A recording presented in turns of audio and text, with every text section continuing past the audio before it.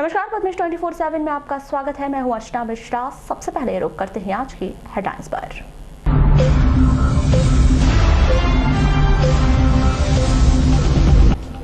पूर्व प्रधानमंत्री राजीव गांधी के जन्मदिन पर मनाया सद्भावना दिवस, जिले भर में विविध कार्यक्रम। इंटेलिजेंस की सूचना पर प्रदेश में अलर्ट के बाद जिले में भी जारी किया गया हाई अलर्ट। हत्या के 6 आरोपियों को आजीवन कारावास की सजा, तिरौड़ी थाना अंतर्गत सावरगांव हत्याकांड में है आरोपी। जिले को मिलेगी जल्द 2 बड़ी सौगात, डागोरली साकड़ी और घोटी धापेवाड़ा घाट पर पुल बनाए जाने को प्रदेश शासन की हरी झंडी। आदिवासी विकास विभाग में फर्जी शिक्षकों की शुरू हुई जांच, एक निलंबित, एक में छोड़ी नौकरी।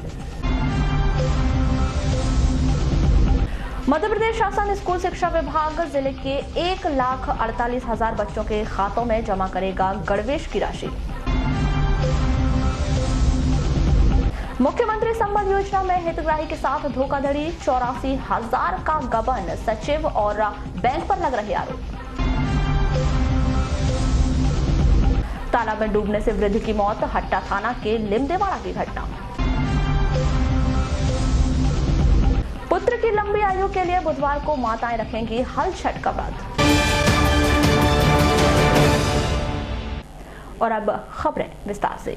देश के पूर्व प्रधानमंत्री स्वर्गीय राजीव गांधी के जन्मदिन के अवसर पर जिले भर में सद्भावना दौड़ का आयोजन किया गया। इसी कड़ी में जिला मुख्यालय में स्टेडियम ग्राउंड से होते हुए यह दौड़ जय स्तंभ चौक, रानी अवंतीबाई चौक के रास्ते पुनः स्टेडियम पहुंची। इस दौरान बड़ी संख्या में स्कूली छात्र छात्राएं और अधिकारी मौजूद रहे। मंगलवार को सुबह कलेक्टर दीपक आर्य और पुलिस अधीक्षक अभिषेक तिवारी ने हरी झंडी दिखाकर सद्भावना दिवस सद्भावना दौड़ की शुरुआत की। इस दौरान बड़ी संख्या में स्कूली छात्र छात्राएं इस दौड़ में शामिल हुए।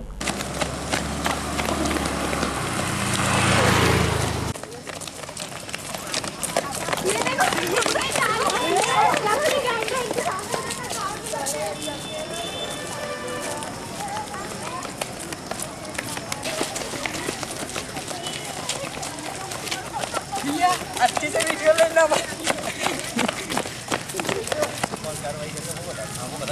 कागज तो रखा रह जाएगा। आप तो छुट्टी करके हमको बता दीजिए, ऐसा आदमी है तो आपके पास होगा।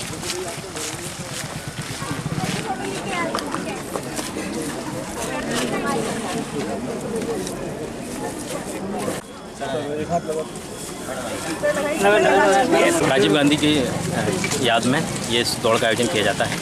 ये सद्भावना, सौहार्द और शांतिपूर्ण वातावरण बनाने के लिए समाज में दौड़ का आयोजन किया जाता है। आज इसकी शुरुआत है। इसी के साथ में सभी विद्यार्थी, अधिकारी वर्ग, समाज सेवी, खेल विभाग से सभी लोग, विभिन्न खेल संस्थाएं जो कि बालाघाट जिले में संचालित हैं, वे सभी इसमें पार्टिसिपेट करेंगे। धन्यवाद। आदिवासी विकास विभाग द्वारा एक शिक्षक को फर्जी दस्तावेज के आधार पर नौकरी करने के आरोप में निलंबित कर दिया गया है। वहीं अन्य शिक्षकों की जांच शुरू कर दी गई है। जानकारी यही मिल रही है कि इसके बाद कुछ शिक्षक नौकरी छोड़कर जा रहे हैं, जिसे फर्जी दस्तावेज से जोड़कर देखा जा रहा है। आदिवासी विकास विभाग के सहायक आयुक्त सुधांशु वर्मा बताते हैं कि बीते दिनों जांच के दौरान भिड़ी संकुल शिक्षक महेश ठाकरे के दस्तावेज फर्जी पाए गए। इस आधार पर उन्हें निलंबित कर दिया गया। इसी तरह बिठली संकुल की एक शिक्षिका कुछ दिनों से स्कूल नहीं आ रही हैं, उनकी डॉक्यूमेंट की जांच चल रही है। इसके बाद एक अन्य शिक्षक नौकरी छोड़कर चले गए हैं। इस आधार पर सभी शिक्षकों के दस्तावेजों की जाँच की जा रही है। कुछ शिक्षकों के बारे में ये शिकायत मिली थी 2 शिक्षकों के संबंध में कि उन्होंने अपनी नियुक्ति के समय जो मार्कशीट लगाई थी डीएड की, तो वो मार्कशीट वैलिड नहीं पाई गई थी। तो इसी संदर्भ में संबंधित शिक्षकों से पहले नोटिस जारी कर उनका पक्ष पूछा गया और उसमें एक शिक्षिका जो कि बिठली की हैं, कुमलेश्वरी टेमरे, तो उनको जिला पंचायत की तरफ से एक अंतिम सुनवाई का अवसर दिया गया है कि अगर उनको अपनी फर्जी मार्कशीट के संबंध में अगर कुछ कहना है, कुछ तथ्य प्रस्तुत करते हैं तो वो प्रस्तुत करें और उसके बाद जो भी उनका उत्तर आएगा उसके अनुसार कार्रवाई होगी। और एक शिक्षक जो भिड़ी संकुल के हैं मिस्टर महेश कटरे, उनके संबंध में भी ये शिकायत मिली है कि उनकी जो डीएड की मार्कशीट है वो वैध तरीके से जारी नहीं हुई है और इस प्रकरण में पुलिस प्रकरण भी दर्ज हुआ है। तो इनको जो है प्रथम दृष्टया प्रकरण सही समझ में आने के कारण इनको निलंबित कर दिया गया है और निलंबित करके इनको आरोप पत्र जारी करके और इनसे इनका पक्ष जाना जा रहा है। उसके बाद इस पर कार्रवाई की जाएगी। सर, एक शिक्षक ने सर रिजाइन लेटर भी दिया, इस्तीफा दिया अपना, क्या वजह मानते हैं? शिक्षक ने जो रिज़ाइन दिया है उसने अपने रिजिग्नेशन में व्यक्तिगत कारणों से रिजिग्नेशन लिखा हुआ है, लेकिन रिजिग्नेशन स्वीकार करने से पहले ये शर्त है कि उसका ये पूछा जाता है कि उसके खिलाफ़ कोई जांच या कोई बकाया, कोई वसूली, ये सब तो नहीं है।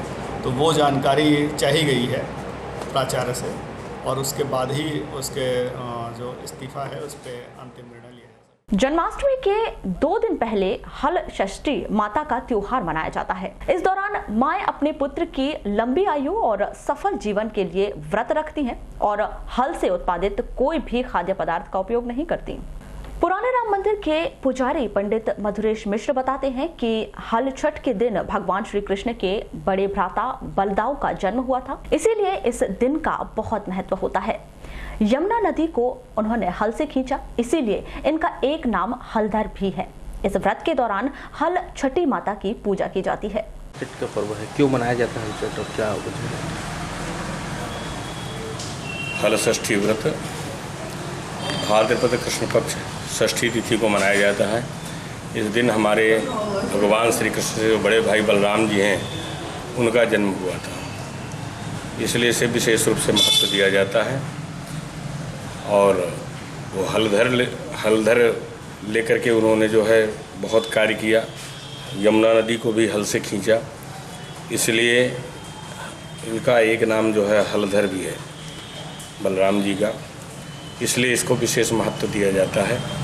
ये व्रत जो है कल 21 तारीख दिन बुधवार को है।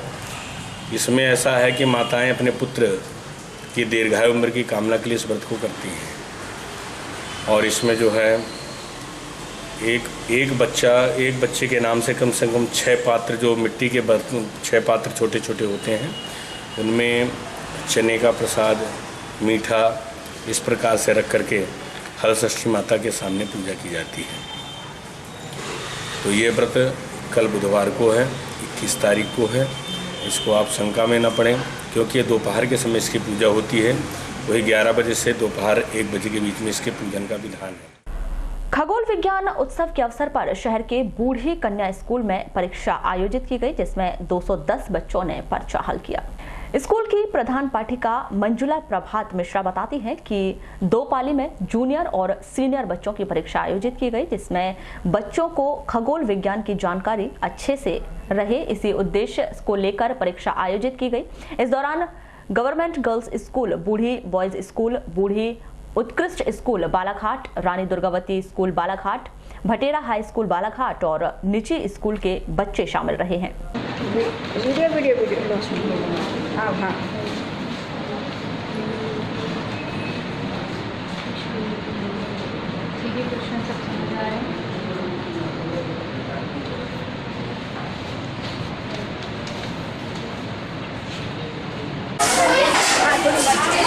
जाओगे रे?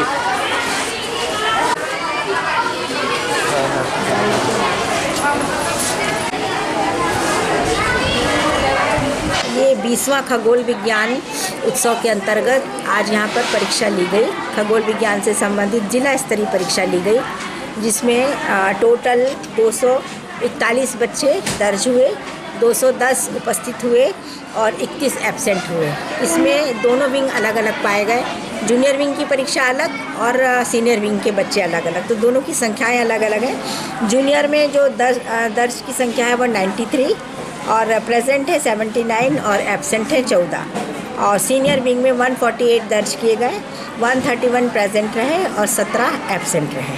इस प्रकार बच्चों में खगोल विज्ञान के प्रति उत्साह पैदा करने के उद्देश्य से यह परीक्षा यहाँ पर जिला स्तरीय संपन्न की गई। मैडम कहाँ के बच्चे शामिल हैं? हाँ, यहाँ इस सेंटर के अंतर्गत हमारे government girls higher secondary school Budhi, boys Budhi, excellence school Balaghat, Rani Durgavati school के बच्चे, भटेरा हाई स्कूल के बच्चे और प्राइवेट में आया है एक दादाबाड़ी स्कूल के बच्चे सम्मिलित हुए। कितने बच्चों को चयन करना पड़ेगा? अब चयन में फर्स्ट सेकंड थर्ड जो भी होगा उन लोगों को स्कॉलरशिप दी जाएगी। तो क्या स्कॉलरशिप भी? जी, स्कॉलरशिप की राशि है प्रथम को 1,500 रुपये, द्वितीय को 1,000 रुपये और तृतीय को 750 रुपये। कितने साल तक मिलेगी मैडम? हर साल इनको परीक्षा पास करनी पड़ेगी और जो भी बच्चे आएंगे उनको रनिंग साल में ही मिलेगी खाली। जानकारी के अभाव में चित्रगुप्त स्कूल में अध्ययन कर रही छात्रा चेतना नागेंद्र का भविष्य दांव पर लग गया है। छात्रा ने आज पीजी कॉलेज पहुंचकर कॉलेज प्रबंधन से न्याय की गुहार लगाई। छात्रा ने बताया कि उसने बीएससी और बीए संकाय से प्रथम वर्ष के लिए आवेदन डाला था, लेकिन उन्हें आज जानकारी मिली कि 12वीं में उनके कितने प्रतिशत हैं।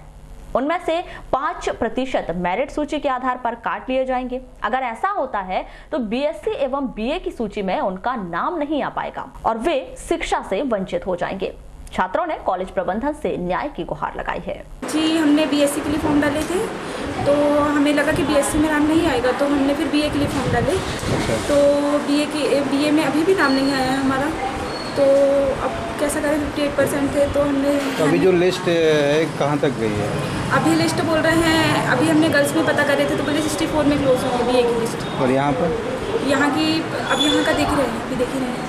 मैंने अभी क्या लग रहा है आपको कि आपका हो पाएगा नहीं? समस्या क्या जा रही है? आप नाम आएगा कि नहीं सर, ये नहीं पता हमको। अब बीएससी, अगर जैसे हम बीएससी करना चाहें तो भी बीएससी हो सकती है। जैसे बीए में फॉर्म डाले हैं हमने, लेकिन अब आपने पहले ये डिसाइड किया है कि आपको बीएससी करना है कि बीए करना है? नहीं, हमने बीएससी के लिए फॉर्म डाले थे, हमको बीएससी ही करना था, लेकिन हमें किसी ने बताया कि बीएससी में नाम नहीं आ रहा है, आपका परसेंट कम है, तो फिर हमने चेंज कर लिए। तो हमने बोले ठीक है बीए कर लेते हैं हम, बीएससी में नाम नहीं आएगा। तो अभी लिस्ट जारी हो गई है? पता किया आपने? नहीं, अभी कंफर्म नहीं हुआ, हमने पता नहीं। यानी अभी कसम में है आप? जी। यानी क्या चाह रहे हैं, कोई डिसाइड नहीं कर पा रहे हैं? डिसाइड हो गया, बीएससी अगर हमको मिलेगा तो हम बीएससी करेंगे। हमारा सब्जेक्ट है वो, आउट ऑफ सब्जेक्ट भी हमको बीए मिल रहा है, लेकिन हमको बीएससी ही करना है। राजीव गांधी जयंती के अवसर पर पुलिस प्रशासन द्वारा स्टूडेंट पुलिस कैडेट योजना के अंतर्गत सद्भावना दिवस पर देश हित में कार्य करने की शपथ दिलाई गई। जानकारी के अनुसार स्टूडेंट पुलिस कैडेट योजना के अंतर्गत जिले के 5 स्कूलों का चयन किया गया है, जिसमें प्रत्येक स्कूल से 20 छात्रों का चयन इस योजना के लिए किया गया है। इस योजना के अंतर्गत छात्रों को किट और देश के अन्य स्थानों पर भ्रमण करवाया जाएगा। अकादमी जो खुली हुई है ना, ये भारत सरकार की योजना है और अभी जिले में सिर्फ 5 स्कूल को चुना गया है। कितने स्कूल हैं? 5। और एक स्कूल से सिर्फ 20 बच्चों को लिया गया है। इसके लिए बहुत बड़ी योजना है और जो एनसीसी के समान ना पूरे भारत में चलेगी। इसलिए इससे जो जुड़ेगा, अभी आपको किट भी मिलने वाली है, टी शर्ट मिलेगी, कैप मिलेगी और आपको भ्रमण करवाया जाएगा पूरे हिंदुस्तान का। जैसे खेल विभाग से जाते हैं ना, माँ तुझे प्रणाम, ऐसे आपको भी जाना है। ठीक है, तो बहुत अच्छी योजना है और अच्छे से अच्छा करने की कोशिश हमारे अधिकारी लोग कर रहे हैं। तो आप लोग 2 मिनट के लिए शपथ ग्रहण है राजीव गांधी जी का पुण्यतिथि। मैं प्रतिज्ञा करता हूँ कि मैं जाति संप्रदाय क्षेत्र धर्म अथवा भाषा का भेदभाव किए बिना सद्भावना के लिए कार्य करूँगा। मैं पुनः प्रतिज्ञा करता हूँ कि मैं सभी प्रकार के भेदभाव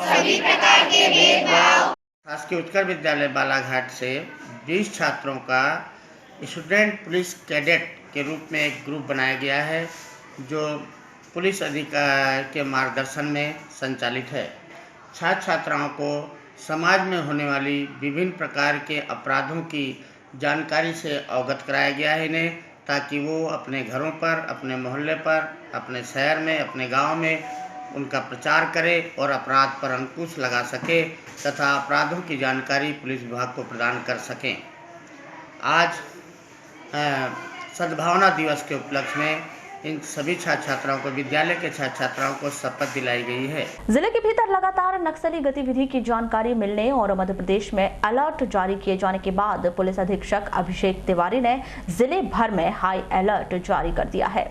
दूरभाष पर चर्चा के दौरान अभिषेक तिवारी ने बताया कि लगातार जिले के भीतर नक्सली गतिविधियों की जानकारी और बीते दिनों इंटेलिजेंस द्वारा मध्य प्रदेश के भीतर घटना को अंजाम दिए जाने के बाद अलर्ट जारी किया गया है। इन सब बातों को देखते हुए जिले के भीतर अलर्ट जारी किया गया है। सभी थाना चौकियों को इसके लिए निर्देशित कर दिया गया है। जगह जगह चेक पॉइंट बनाकर चेकिंग की जा रही है और हर स्थिति पर नजर बनाए रखने के लिए मैदानी स्तर से लेकर अधिकारियों को निर्देशित किया गया है। कोतवाली पुलिस ने मोबाइल चोरी के आरोप में राजेंद्र भोतेकर उम्र 28 वर्ष निवासी वार्ड नंबर 1 सहित 3 आरोपियों को गिरफ्तार किया है, जिनके पास से चोरी के मोबाइल और 20,000 रुपए जब्त किए गए हैं। प्राप्त जानकारी के अनुसार जिला अस्पताल के आकस्मिक चिकित्सा कक्ष से आरोपी राजेंद्र द्वारा चार्जिंग में लगे मोबाइल की चोरी की गई थी, जिसकी तस्वीर सीसीटीवी कैमरे में कैद हो गई थी। इसके आधार पर उसे गिरफ्तार कर पूछताछ की गई, जिसमें 3 अन्य आरोपियों द्वारा इस घटना को अंजाम दिए जाने की सूचना मिली है। आरोपियों को गिरफ्तार कर पुलिस द्वारा जमानत पर छोड़ दिया गया है।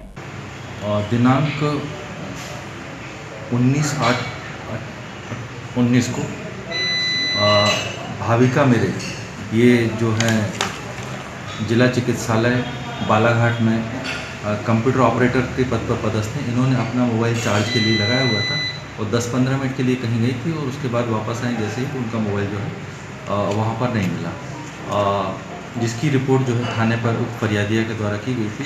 फरियादिया की रिपोर्ट पर अपराध क्रमांक 453/19 धारा 379 IPC अज्ञात आरोपी के विरुद्ध कायम कर विवेचना में लिया गया था। मुखबिर द्वारा प्राप्त सूचना तथा CCTV जो जिला चिकित्सालय में उपलब्ध है वो खंगाले गए और उस आधार पर सस्पेक्ट का पता किया गया और सस्पेक्ट जो है मिल भी गया और इसी दौरान जो उससे पूछताछ की गई। पूछताछ के दौरान उसने पूर्व में भी एक मोबाइल चोरी करना बताया था और इस तरह से 2 मोबाइल उसने चोरी करना कबूल किया और दोनों चोरी किए गए मोबाइल उसने अलग अलग 2 व्यक्तियों को बेचा था, जो उक्त व्यक्तियों को भी उसकी निशादेही पर अरेस्ट किया गया, जिसमें से 2 में से एक नाबालिग अपचारी था जिसके कब्जे से मोबाइल बरामद हुआ। दोनों मोबाइल एक MI कंपनी का और एक वीवो कंपनी का, जिसकी कीमत करीब 20,000। ये मुख्य आरोपी का नाम क्या है? मुख्य आरोपी राजेंद्र भोतेकर है, जिसने जो है मोबाइल चोरी करना कबूल किया और चोरी करने के उपरांत 2 व्यक्तियों को, 2 लड़कों को बेचना भी स्वीकार किया, जिसमें से एक नाबालिग है और तीनों में से 2 आरोपियों को माननीय CJM महोदय के समक्ष पेश किया गया था, जिसमें से एक आरोपी को जमानत पर रिहा किया गया है और एक आरोपी का जेल वारंट करने से जेल दाखिल किया गया है। बाल अपचारी को किशोर न्यायालय पेश किया गया था, जिसे किशोर न्यायालय सिवनी भेजा गया है। थाना तिरोड़ी अंतर्गत ग्राम पंचायत सावरगांव निवासी कमलेश उपवंशी, ढाल सिंह उपवंशी, मनोज उपवंशी, चुन्नीलाल उपवंशी, कोमल लिल्हारे, महेंद्र लिल्हारे ने 1 अक्टूबर 2013 को थाना रामपाली अंतर्गत ग्राम पंचायत डोंगरिया निवासी हरलाल लिल्हारे के पुत्र गोवर्धन लिल्हारे की हत्या की थी, जिसका प्रकरण वारासिवनी कोर्ट में प्रथम अपर जिला एवं सत्र न्यायाधीश कमलेश सनोडिया की अदालत में चल रहा था, जिसमें 20 अगस्त 2019 को हत्या के आरोपियों को 3-3 हजार के अर्थदंड और आजीवन कारावास से दंडित कर सजा सुनाई है। प्राप्त जानकारी के अनुसार 1 अक्टूबर 2013 को मृतक गोवर्धन लिल्हारे के पिता हरलाल लिल्हारे अपनी लड़की के ससुराल सावरी गए थे और मृतक गोवर्धन लिल्हारे अपने एक साथी मिताराम पवार के साथ मोटरसाइकिल क्रमांक MP50 MB 8339 से सामान खरीदने के लिए खैरलांजी गए थे, जहां से वह सामान खरीदकर अपने गांव डोंगरिया आ रहा था। तभी नवे गांव के आगे जिलान के पास डोंगरिया रोड पर दोपहर करीब 1:30 बजे सामने से लाल कलर की सुमो गाड़ी आई और उनकी मोटरसाइकिल को टक्कर मार दी, जिससे वे नीचे गिर गए। जिसके बाद सुमो गाड़ी में से 6 आरोपी गण धारदार हथियारों के साथ नीचे उतरे और गोवर्धन के ऊपर कुल्हाड़ी, तलवार, लठ सहित अन्य धारदार हथियार से वार कर हत्या कर दी। एक्चुअल में ये मामला ऐसा है कि ये इन लोगों के बीच में काफी दिनों से विवाद चल रहा था। इसके पूर्व भी इनके बीच में विवाद हुआ था और एक बार उस केस में भी 307 का तक के मुकदमा चला उसमें, और उसमें भी एक केस में भी उनको 6 साल की सजा हुई है। एक केस में और इनका विवाद काफ़ी पहले से चले आ रहा था।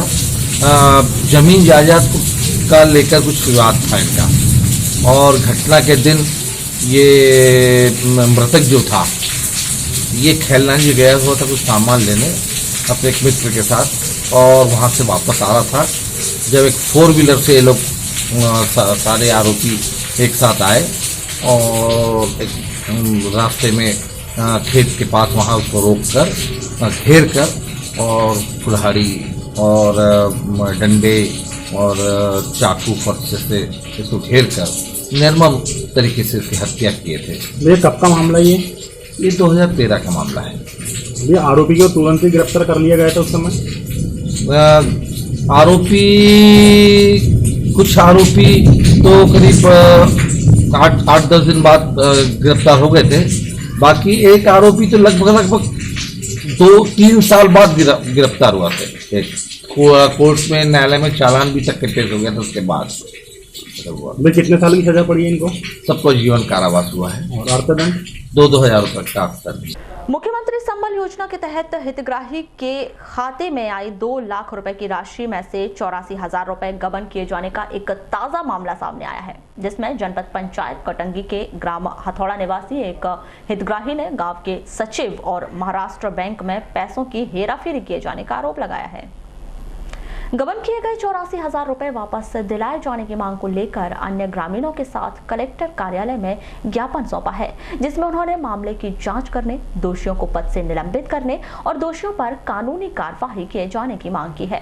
हम इसलिए आए थे क्योंकि सुखदेव केशव राव मरसकोले इनके संबल योजना के तहत जो राशि आई थी 2 लाख रुपए, उसमें से 90,000 निकाल कर इनको ओनली 5,000 रुपये दिया गया और 84,000 का गबन किया गया। हमारे गांव के रोजगार सहायक एवं प्रभारी सचिव अजित बोरकर एवं बैंक BC कमलेश गौतम द्वारा इसको गबन किया गया। कितना गबन की? 84,000। क्यों आई थी ये राशि? ये राशि इसलिए आई थी क्योंकि इनके पुत्र की मृत्यु हो गई थी, इसका श्रमिक कार्ड था, इसलिए उनको संबल योजना के तहत 2 लाख की राशि शासन द्वारा अवगत कराई गई। तो आपने बात नहीं किए थे सचिव से कि भाई हमारे पैसे कहाँ गए करके? ग्राम सभा में बात, ये बात इन्होंने ग्राम सभा में रखी।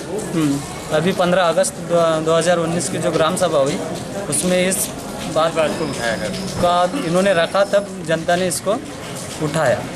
तो क्या बोलते हैं सचिव, क्या बोलता है, अधिकारी क्या बोलता है? सचिव तो बोल रहा है कि वहाँ बोला कि नहीं निकाला गया, लेकिन अभी प्रूफ मिला है बैंक BC द्वारा कि वो पूरी राशि जो है सचिव को, प्रभारी सचिव अजित बोरकर को दिया गया। तो अभी क्या मांग को लेके आए आप लोग कलेक्ट्रेट?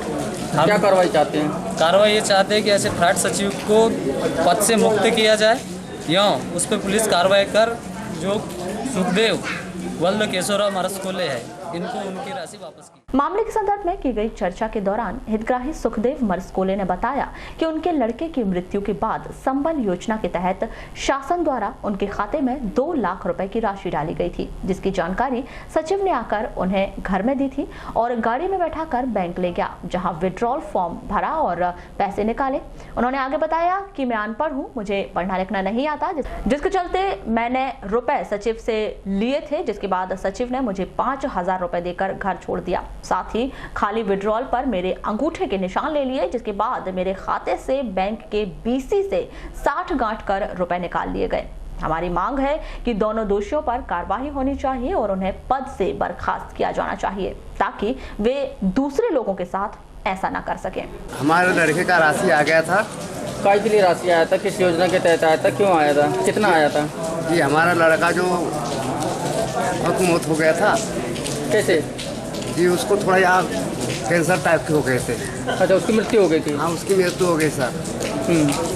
तो इसलिए उसके पैसे आए थे। कितने आए थे? 2 लाख रुपए आए थे बोले। मैं सर घर पे था, सचिव लोग आए, मेरे कहते भैया कहते तुम्हारे 2 लाख आए। मैंने बोला ठीक है 2 लाख आए थे। उन्होंने बोले चलो, बोले 2 लाख निकाल लेंगे बोले। जब हमको बैंक ले गए, उन्होंने बैंक ले गए, बैंक से उन्होंने बोले इटार भरते जी, मैं अपर आदमी हूँ, मेरे को इटार भरते आता ही नहीं है। हाँ, अच्छा, उन्होंने खुद भरे? उन्होंने खुद भरे साहब। उन्होंने भर के बाद में 50 का इटार भरते बोले। 50 का इटार दिया मैंने भर के, 50 का नहीं निकला इटार में पैसे। फिर दूसरा इटार भरे उन्होंने, दूसरा इटार से पैसे निकाला वहाँ से, पैसे उन्हीं के पास दिया मैंने। अपने को तो गिनते आता नहीं सर वो वाला, कितने रुपया है क्या है, अपर आदमी तो अपर है।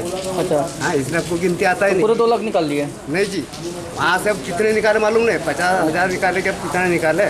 वहाँ सिर्फ मेरे को 5,000 रुपये दिए बस मात्र। और उसके बाद में 5,000 रुपये दिए। उसके बाद मेरे से अंगूठा लिए वहाँ से, और मेरे को बिठा के गाड़ी पे घर में रख।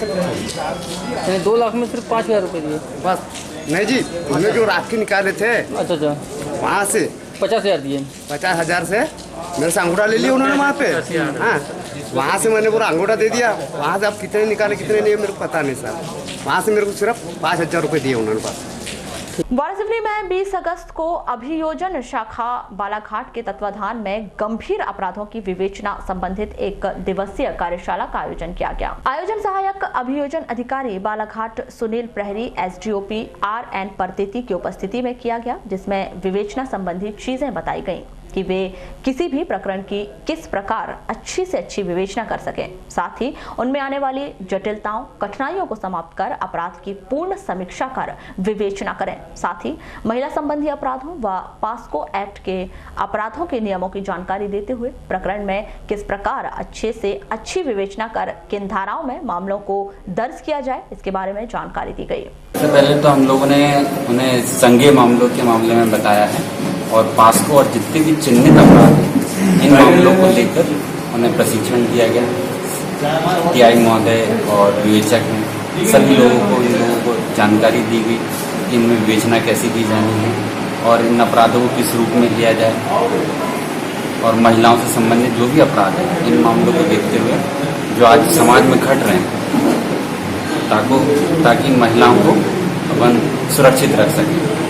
प्रधानमंत्री आवास योजना का लाभ दिए जाने की मांग को लेकर भांडी पिपरिया से अपने परिवार को लेकर आए ग्रामीण भीखचंद चौरे ने कलेक्टर कार्यालय में ज्ञापन सौंपा, जिसमें उन्होंने बारिश में मकान गिर जाने का हवाला देते हुए प्रधानमंत्री आवास योजना के तहत मकान दिए जाने की मांग की और कलेक्टर कार्यालय में ज्ञापन सौंपा। इस ज्ञापन के संदर्भ में की गई चर्चा के दौरान ग्राम भांडी पिपरिया निवासी भीखचंद चौरे ने बताया कि पिछली बरसात में उनका आधा मकान गिर गया था और आधे मकान में वे रह रहे थे। इस बारिश में वह आधा मकान भी गिर गया, जिसके चलते उन्हें रहने का ठिकाना नहीं है और वे झोपड़ी बनाकर निवास कर रहे हैं। उन्होंने बताया कि उनके परिवार में उनके सिवा और कोई कमाने वाला नहीं है। उनके इकलौते बेटे की मृत्यु होने के बाद बहू विधवा हो गई है।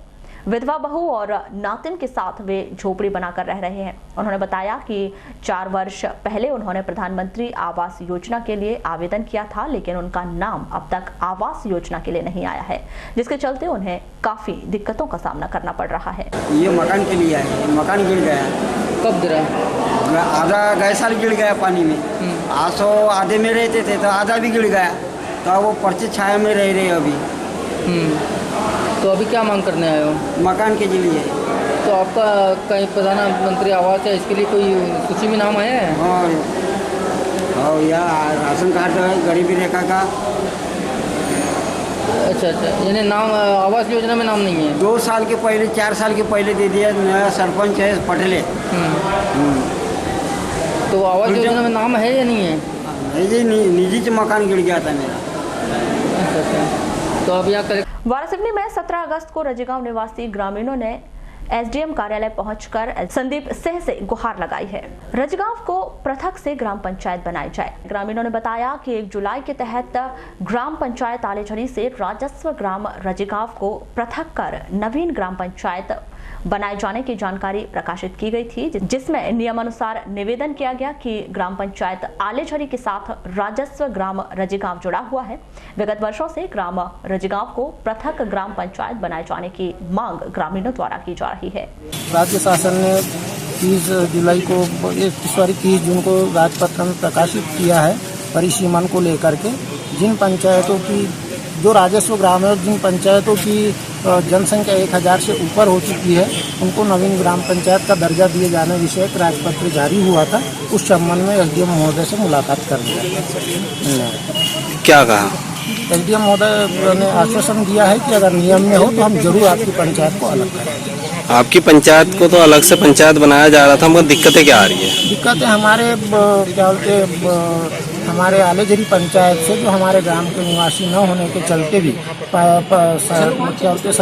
पंचायत के संचालक है, उस नाते उन्होंने आपत्ति लगाए है कि रजेगांव की जनसंख्या 1000 से कम होने के चलते इस पंचायत को स्वतंत्र पंचायत का प्रभार न दिया जाए। तो आपका क्या कहना है इसमें? मेरा ये कहना है कि राजपत्र में प्रकाशित है 2011 की जो जनगणना हुई है उसके चलते हमारी रजेगांव की जनसंख्या 1010 है और वो राजपत्र में प्रकाशित है। क्या मांग करते हैं आप? बस नियम अनुसार हमारी पंचायत स्वतंत्र बनाया जाए। आपत्तिकर्ताओं द्वारा बिना किसी आधार के मात्र आंगनबाड़ी में कुछ परिवार के बच्चों को आधार मानकर जनसंख्या कम होने का कारण दर्शाया है, जो प्रमुख एवं पूर्ण रूप से असत्य है। जनगणना भारत सरकार के निर्देशानुसार की जाती है। ये सरपंच महोदय जो है आलेझरी वाले, उन्हें आपत्ति लगाए, वहाँ के कुछ बच्चे आंगनबाड़ी में आते हैं, बशर्ते जैसे जनगणना है 2011 में ही हो गई है और आज 2019 चल रहा है, 8 साल बीत गए जनगणना को। वो तो सब जो रिकॉर्ड है जनगणना का हमारे एसडीएम महोदय, कलेक्टर महोदय से भी सरकारी विभाग में है। और अगर मान लो उसमें कोई आंगनवाड़ी के बच्चे, जैसे हमारे रजेगांव के बच्चे वाराणसी में भी पढ़ने आ सकते, रजेगांव के बच्चे आलेझरी भी पढ़ने जा सकते। अगर हम उस हिसाब से लगाए कि वहाँ बच्चे पढ़ने जा रहे हैं तो उनकी जनगणना भी वहाँ पर हो, तो ऐसी नहीं हो, ऐसा नहीं होता। वो जनगणना जो होता है राजस्व ग्राम, पहले से ही राजस्व ग्राम अलग है। पहले हमारा गाँव एकोड़ी में था, उसके बाद में अभी आलेझरी में बाद में हुआ है। हमारा गाँव कोई किसी के इससे ये नहीं है। यानी आप मांग करते हैं कि आपका अलग से ग्राम होना चाहिए? हमारा ग्राम जो है राजस्व ग्राम अलग है और हमारी जनसंख्या जब उतनी हो गई है तो हमारी ग्राम को अलग पंचायत, पृथक पंचायत कर अलग बना दिया जाए। मध्य प्रदेश और महाराष्ट्र को जोड़ने वाले डांगोरली, साकड़ी और घोटी धापेवाड़ा घाट पर पुल निर्माण के लिए प्रदेश के खनिज संसाधन मंत्री प्रदीप जायसवाल, विधानसभा उपाध्यक्ष हीना कांवरे और गोंदिया के विधायक गोपाल दास अग्रवाल ने मध्य प्रदेश के सीएम कमलनाथ से मुलाकात की और इन घाटों पर पुल निर्माण का प्रस्ताव रखा, जिसे सीएम ने निर्माण किए जाने के लिए हरी झंडी दे दी। मध्य प्रदेश और महाराष्ट्र की सीमा को 2 भागों में बांटने वाली वैनगंगा नदी के कारण दोनों राज्यों के बीच आवागमन की वर्षों पुरानी मांग को सरल करने के लिए मध्य प्रदेश शासन और महाराष्ट्र शासन दोनों मिलकर पहल करने में जुटी हुई है। इसी कड़ी में दोनों राज्य के जनप्रतिनिधियों ने साझा बैठक कर इन घाटों पर पुलिया बनाने का खाका तैयार किया। इसे मध्य प्रदेश की ओर से हरी झंडी मिल गई। जानकारी के अनुसार महाराष्ट्र शासन पहले इन घाटों पर पुल निर्माण के लिए स्वीकृति प्रदान कर चुका है। चलिए बात करें डांगोरली और साकड़ी के बीच पुल निर्माण की। वाराणसी विधानसभा क्षेत्र के खैलांजी में डांगोरली और महाराष्ट्र के साकड़ी के बीच वैनगंगा नदी पर पुल निर्माण हो जाने से वाराणसी खैलांजी क्षेत्र के लोगों को यहां पुल पार करते ही गोंदिया की दूरी महज 12 से 15 किलोमीटर दूर और नागपुर की दूरी और कम हो जाएगी, जिससे लोगों को बालाघाट तक आने की जरूरत नहीं पड़ेगी। आपको बता दें कि विधानसभा चुनाव के ठीक पहले तत्कालीन मुख्यमंत्री शिवराज सिंह चौहान के हाथों इस घाट पर पुल निर्माण किए जाने का भूमि पूजन हो चुका है, लेकिन कार्य शुरू नहीं हुआ था, जिसे अब कांग्रेस सरकार पूरा करने में लगी हुई। कुछ इसी तरह की स्थिति घोटी धापेवाड़ा के बीच पुल निर्माण की भी है। वैनगंगा नदी के इस ओर वाराणसी तहसील के घोटी गांव के घाट से उस ओर महाराष्ट्र के धापेवाड़ा के बीच पुल निर्माण से मध्य प्रदेश और महाराष्ट्र के बीच दूरी बहुत ही कम हो जाएगी। महज 1 किलोमीटर के पुल पार करने से लोगों को गोंदिया और भंडारा और नागपुर पहुंचने में आसानी होगी। दूरभाष पर चर्चा के दौरान खनिज संसाधन मंत्री प्रदीप जायसवाल ने बताया कि महाराष्ट्र और मध्य प्रदेश की सीमा पर यहां पुल निर्माण कार्य होने हैं, इसलिए मध्य प्रदेश की बात रखने के लिए वे और विधानसभा उपाध्यक्ष हीना कांवरे, महाराष्ट्र की बात रखने के लिए गोंदिया के विधायक गोपाल दास अग्रवाल संयुक्त रूप से मुख्यमंत्री कमलनाथ से मुलाकात की। मैदानी स्थिति को देखते हुए मुख्यमंत्री ने इस कार्य की स्वीकृति प्रदान कर दी है। जल्द ही बजट आवंटन होने के कार्य शुरू हो जाएगा। आजादी के बाद से लगातार क्षेत्र के लोग इन दोनों घाट पर पुल बनाए जाने की मांग कर रहे हैं। आज सैकड़ों परिवार ऐसे हैं जिनके रिश्तेदार महाराष्ट्र में हैं या महाराष्ट्र वालों के रिश्तेदार मध्य प्रदेश में, बालाघाट जिले में है। यहाँ पुल लोगों के रिश्ते को और मजबूत करेगा और व्यापार रोजगार के साधन बढ़ेंगे। शहर की व्यवस्था सुधारने, मवेशियों के कारण होने वाली दुर्घटनाएं, यातायात से होने वाली परेशानियों को दूर करने के लिए लगातार कलेक्टर दीपक आर्य प्रयास कर रहे हैं। उनके द्वारा नगर पालिका को समय समय पर फटकार भी लगाई जा रही कि वे वह मवेशियों को कांजी हाउस के माध्यम से वारासुनी स्थित गौशाला छुड़वाए, लेकिन नगर पालिका तो अपनी जीत पर आमदा है। नगर पालिका कर्मचारियों के द्वारा मवेशी पकड़ने में भेदभाव किया जा रहा है। सूत्रों से मिल रही जानकारी के अनुसार रसूखदार मवेशी मालिकों के रसूखदार मवेशियों को नहीं पकड़ा जा रहा है, या अगर पकड़ा भी गया तो कांजी हाउस लाने के पहले ही रसूखदारों को जानकारी मिल जाती है और उसे बाहर छुड़ाने आ जाते हैं। नतीजा सड़क पर मवेशी कम होने का नाम नहीं ले रहे। ऐसा लग रहा है कि नगर पालिका दिन में ही मवेशियों को कांजी हाउस भेज रही है, क्योंकि तस्वीरें झूठ नहीं बोलती। हम आपको जो तस्वीर दिखा रहे हैं वह बालाघाट शहर की है और यह तस्वीर हमारे द्वारा सोमवार मंगलवार की दरमियानी रात को ली गई है, जब मवेशी सुनसान सड़कों पर कब्जा जमाए हुए बड़े आराम से बैठे हुए थे। इस दौरान बड़े और छोटे वाहन चालकों को बहुमुश्किल इन मवेशियों से बचते हुए बाहर निकलते हुए देखा गया। कलेक्टर दीपक आर्य बताते हैं कि उनके द्वारा समय समय पर नगर पालिका के कर्मचारियों को फटकार लगाई जा रही है। बावजूद इसके अगर मवेशी पकड़ने में भेदभाव कर रहे हैं तो निश्चित ही यह चिंता का विषय है। इस पर जल्दी ही जानकारी ली जाएगी और कड़ी कार्रवाई भी की जाएगी। निश्चित यह देखने में आ रहा है कि नगर पालिका मवेशी पकड़ने में कार्य में सुस्ती दिखा रहा है। हमारे द्वारा कलेक्टर दीपक आर्य से पूछा गया कि नगर पालिका इस कार्य में सुस्ती दिखा रही है तो किसी निजी संस्था को इसकी जिम्मेदारी दी जा सकती है क्या? तो इस पर कलेक्टर ने कहा कि इस विषय पर विचार किया जा रहा है। निश्चित ही यह अच्छा सुझाव है, लेकिन उनके पास नगर पालिका का पर्याप्त अमला है, वे उन्हीं से यह काम करवाएंगे। सद्भावना दिवस के अवसर पर नगर के उत्कृष्ट विद्यालय की सभा कक्ष में विशेष कार्यक्रम का आयोजन किया गया, जिसमें प्रमुख तौर पर मानव अधिकार आयोग मित्र फिरोजा खान सहित अन्य समाजसेवी मौजूद रहे, जिन्होंने देश के पूर्व प्रधानमंत्री स्वर्गीय राजीव गांधी के कार्यों को याद कर उनसे प्रेरणा लेने की बात कही।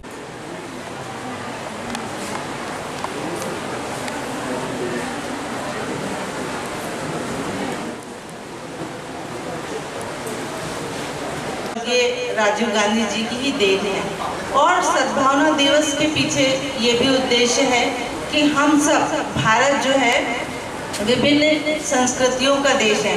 यहाँ पे बहुत सारे, जैसे आपने देखा होगा कि जंगल में हरियाली होती है, पेड़ पौधे होते हैं, बगीचे में क्या होते हैं, फूल होते हैं।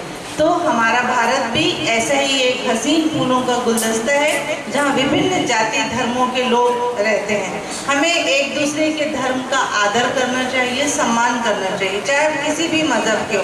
यही बात राजीव गांधी जी ने बताई कि भाषा, धर्म, जाति, इन सब भेदभाव को मिटाकर हमें इससे ऊपर अच्छी सोच के साथ देश के विकास। नगर के शासकीय उत्कृष्ट विद्यालय में करीब 5 दिनों से स्टेनो संकाय को लेकर दस्तावेजों के सत्यापन प्रक्रिया जारी है, लेकिन दूर दराज से आने वाले छात्र छात्राओं के लिए केंद्र में किसी भी प्रकार की बेहतर व्यवस्था नहीं की गई, जिसके चलते आज छात्र छात्राएं दस्तावेज सत्यापन के लिए परेशान होते नजर आए, जिसको लेकर उन्होंने आक्रोश जताया। छात्राओं ने कहा कि सत्यापन प्रक्रिया को लेकर स्कूल प्रबंधन के द्वारा बेहतर इंतजाम नहीं किए गए। केवल 2 शिक्षकों को दस्तावेज सत्यापन का कार्य सौंपा गया है, जबकि सत्यापन कराने वाले छात्रों की संख्या सैकड़ों में है। वहीं काफी छात्र काफी दूर से दस्तावेज सत्यापन के लिए आए हैं, जो कि वर्तमान में परेशान हो रहे हैं। बाकी आगे की कार्रवाई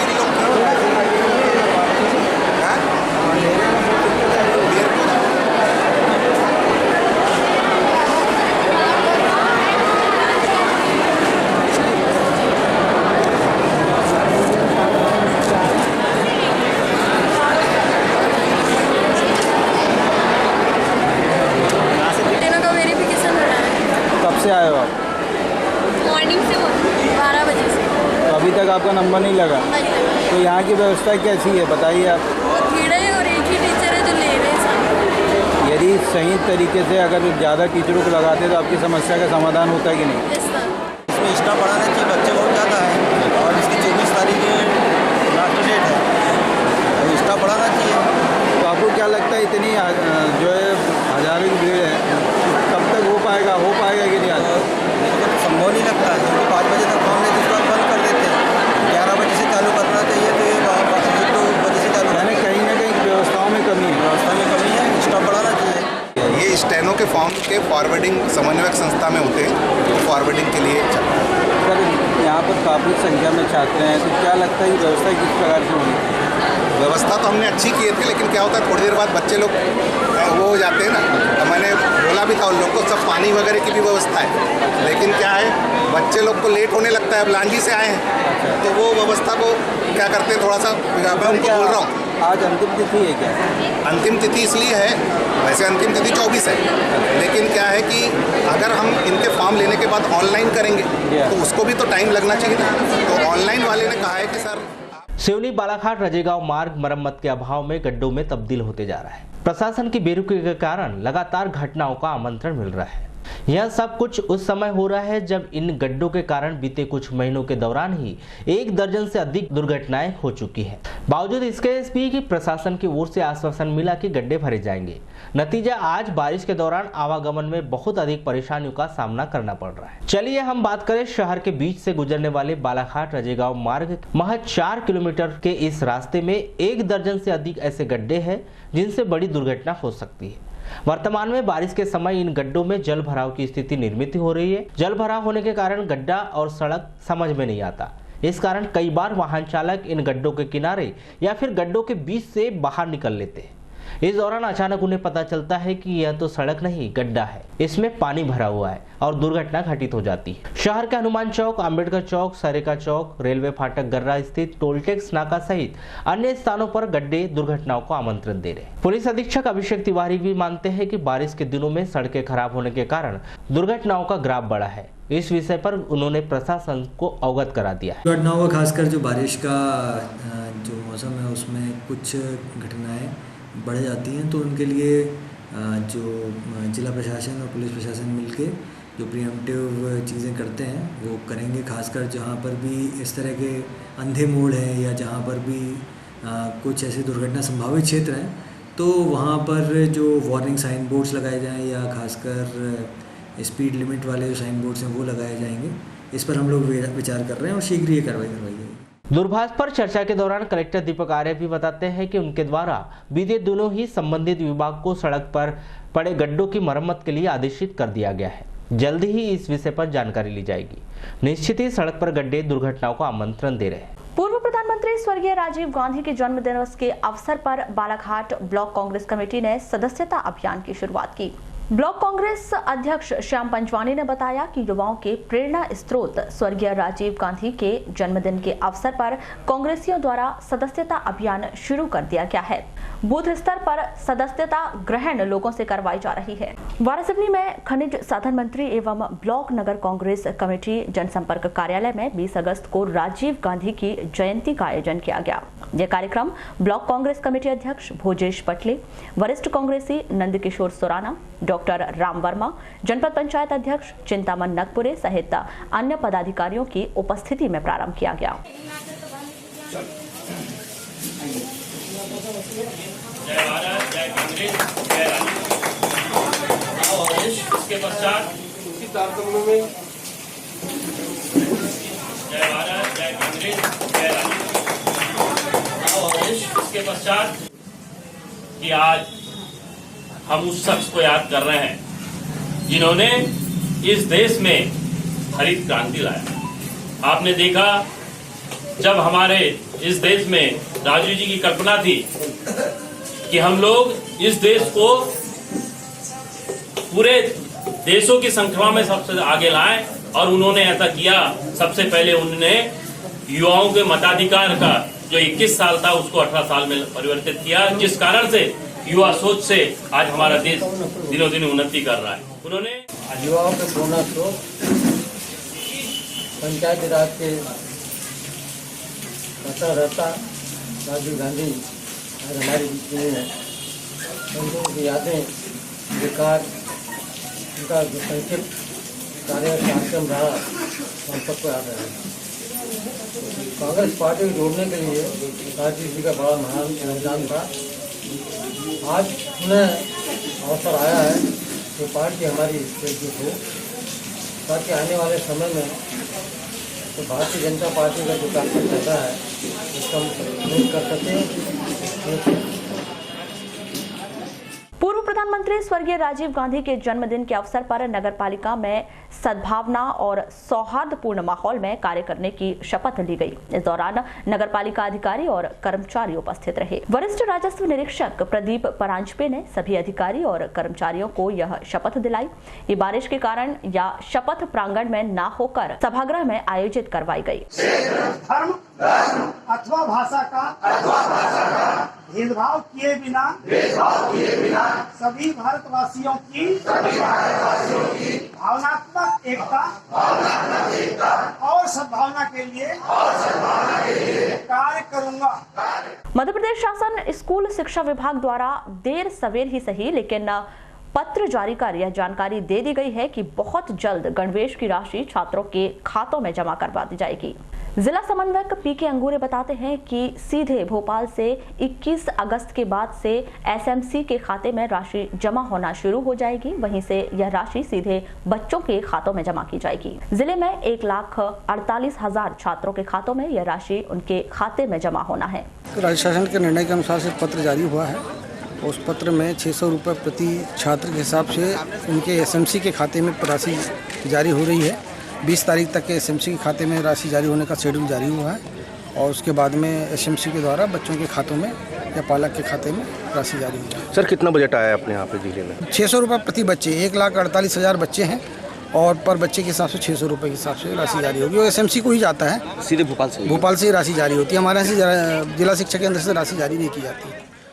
जिला पंजीयक कार्यालय में एक कंप्यूटर सिस्टम खराब हो जाने की वजह से लोगों को अपनी संपत्ति पंजीयन करवाने में बेहद परेशानी का सामना करना पड़ रहा है। निश्चित ही जिला पंजीयक कार्यालय का एक कंप्यूटर सिस्टम बीते कुछ दिनों से खराब हो गया है। इस कारण केवल एक ही सिस्टम से पंजीयन का कार्य करवाया जा रहा है। लगातार लोगों की लंबी भीड़ और पंजीयन के लिए परेशानियां देखी जा रही हैं। जब पद्मेश न्यूज ने परेशान हो रहे लोगों से बात की तो उन्होंने बताया कि 2 दिन से अपना नंबर लगा रहे हैं तब जाकर पंजीयन हो पा रहा है।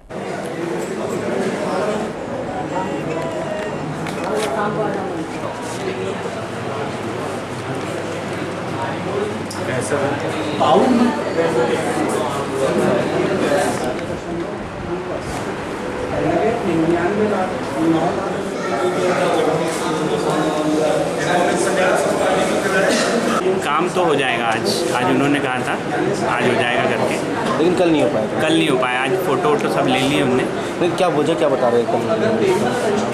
कल थोड़ा कुछ टेक्निकल इशू आ रहा था शायद, तो परेशानी हो रही है मतलब। अब आज तो वो बोल रहे हैं कि ठीक हो जाएगा काम करके। वरिष्ठ उप पंजीयक सुधीर डेहरिया बताते हैं कि निश्चित ही एक कंप्यूटर खराब है। इस विषय पर वरिष्ठ स्तर पर जानकारी दी गई है।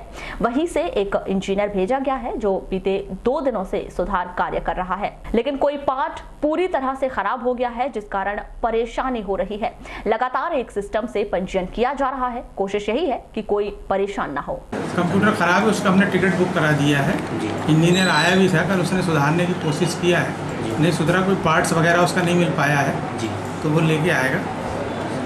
तो कुछ टेक्निकल भी प्रॉब्लम आ रही थी, ऐसी कुछ जानकारी? टेक्निकल प्रॉब्लम कुछ नहीं है। अब यहाँ पे वर्तमान में मैं अकेला अभी फिलहाल काम कर रहा हूँ और सिस्टम एक ख़राब है, तो काफ़ी जन सुविधा का ध्यान रख के अपना काम किया जा रहा है। देश के पूर्व प्रधानमंत्री और युवाओं के प्रेरणा स्रोत माने जाने वाले स्वर्गीय राजीव गांधी के 75वें जन्मदिन पर यूथ कांग्रेस द्वारा रक्तदान शिविर का आयोजन किया गया। शहर के गोंदिया रोड स्थित सिंधु भवन में जिले भर के युवाओं ने पहुंचकर रक्तदान किया। इस दौरान लगभग 40 युवाओं ने रक्तदान किया। यूथ कांग्रेस के जिलाध्यक्ष रिकाब मिश्रा बताते हैं कि राजीव गांधी जी के जन्मदिन के अवसर पर युवाओं ने शपथ ली है कि राज्यवाद, भाषा, जाति सबसे अलग हटकर सद्भावना से सभी लोग रहें, जिससे देश में अमन और शांति कायम रह सके।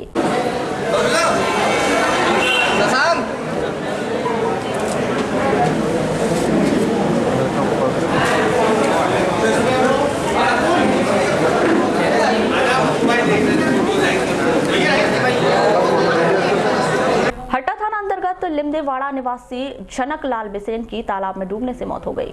झनकलाल बिसेन उम्र 66 वर्ष रोजाना की तरह 20 अगस्त को भी मवेशी चराने के लिए जंगल में गए थे। इसी दौरान बूढ़ी नरसिंह नाला में शायद मवेशियों को बाहर निकालने के दौरान उनका पैर फिसल गया और डूबने से उनकी मृत्यु हो गई। परिजनों से मिली जानकारी पर हट्टा पुलिस द्वारा शव को नाले से निकालकर पोस्टमार्टम करवाकर परिजनों को सौंप दिया गया है और जांच शुरू कर दी गई है। समर्थन मूल्य में खरीदी गई धान में किसानों के साथ न्याय नहीं किए जाने का एक मामला प्रकाश में आया है, जिसमें परसवाड़ा क्षेत्र के कई किसानों ने कलेक्टर कार्यालय पहुंचकर धान का पूर्ण समर्थन मूल्य दिए जाने की मांग की है। प्राप्त जानकारी के अनुसार परसवाड़ा क्षेत्र के लगभग 537 किसानों को समर्थन मूल्य पर धान बिक्री करने पर महज 1400 रुपए प्रति क्विंटल के हिसाब से भुगतान किया गया है, जबकि समर्थन मूल्य 1750 रुपए है। इसके पीछे बड़ी वजह बताई जा रही है कि जिन किसानों ने समर्थन मूल्य पर धान खरीदी केंद्र कुमादेही में धान बेची थी, उन किसानों का ऑनलाइन रजिस्ट्रेशन नहीं हो पाया था, जिसके चलते उन्हें 1750 रुपए प्रति क्विंटल की बजाय महज 1400 रुपए प्रति क्विंटल के हिसाब से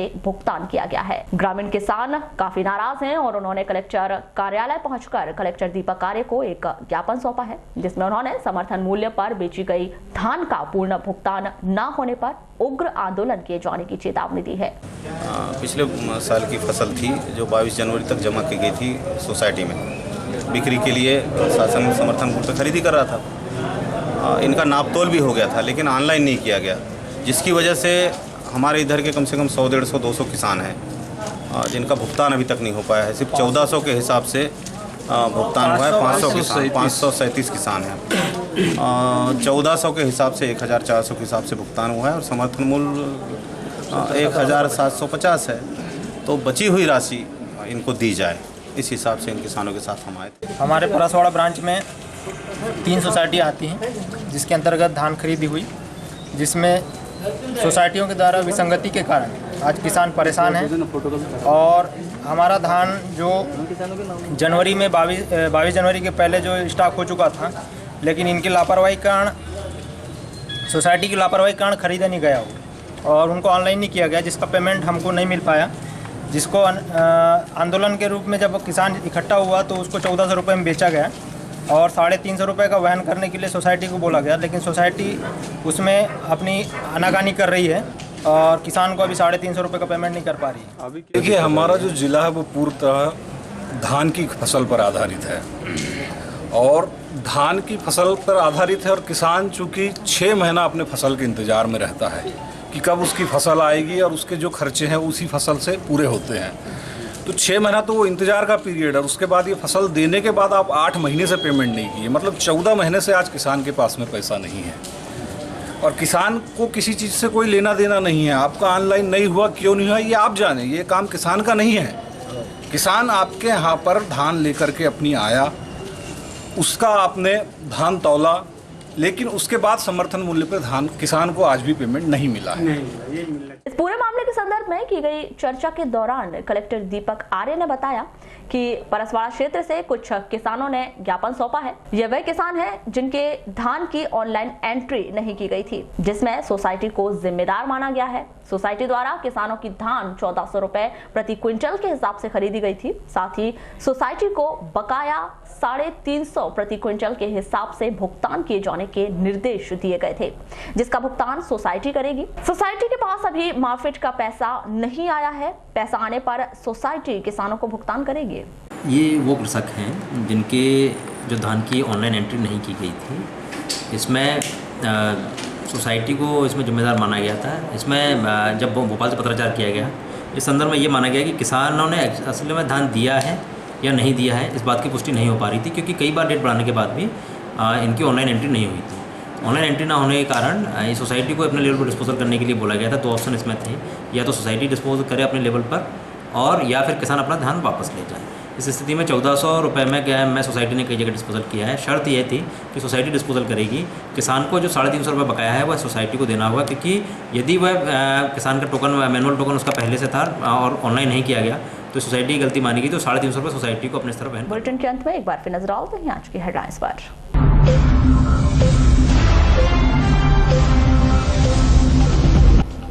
पूर्व प्रधानमंत्री राजीव गांधी के जन्मदिन पर मनाया सद्भावना दिवस, जिले भर में विविध कार्यक्रम। इंटेलिजेंस की सूचना पर प्रदेश में अलर्ट के बाद जिले में भी जारी किया गया हाई अलर्ट। हत्या के 6 आरोपियों को आजीवन कारावास की सजा, तिरौड़ी थाना अंतर्गत सावरगांव हत्याकांड में है आरोपी। जिले को मिलेगी जल्द 2 बड़ी सौगात, डांगोरली साकड़ी और घोटी धापेवाड़ा घाट पर पुल बनाए जाने को प्रदेश शासन की हरी झंडी। आदिवासी विकास विभाग में फर्जी शिक्षकों की शुरू हुई जांच, एक निलंबित, एक में छोड़ी नौकरी। मध्य प्रदेश शासन स्कूल शिक्षा विभाग जिले के 1,48,000 बच्चों के खातों में जमा करेगा गणवेश की राशि। मुख्यमंत्री संबल योजना में हितग्राही के साथ धोखाधड़ी, 84,000 का गबन, सचिव और बैंक पर लग रहे आरोप। तालाब में डूबने से वृद्ध की मौत, हट्टा थाना के लिमदेवाड़ा की घटना। पुत्र की लंबी आयु के लिए बुधवार को माताएं रखेंगी हल छठ का व्रत। तो ये थी अभी तक की खास खबरें। खबरों की ज्यादा जानकारी के लिए लॉग इन कीजिए www.balaghatexpress.in पर। तो आज बुलेटिन में बस इतना ही। अगले न्यूज बुलेटिन के साथ फिर मुलाकात होगी, तब तक के लिए नमस्कार।